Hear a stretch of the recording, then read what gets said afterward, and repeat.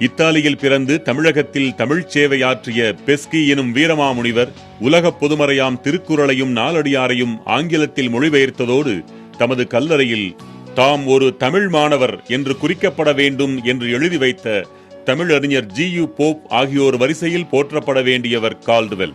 தமிழர்கள் கூட செய்யாத சீரிய பணியை மேலை நாட்டவரான கால்டுவெல் மேற்கொண்டதை தமிழ் வரலாறு என்றும் நினைவில் கொள்ளும் என்பதில் எள்ளளவும் ஐயமில்லை. அவரை போன்றவர்கள் விதைத்த விதைதான் ஆலமரமாக வளர்ந்து தமிழ் மொழிக்கு செம்மொழி தகுதியை பெற்றுத்தந்தது என்றால் மிகையல்ல. கால்டுவெல்லுக்கு சமயப்பணி என்ற வானம் வசப்பட்டதை விட தமிழ் மொழி என்ற வானம் நன்கு வசப்பட்டது என்றே சொல்லலாம்.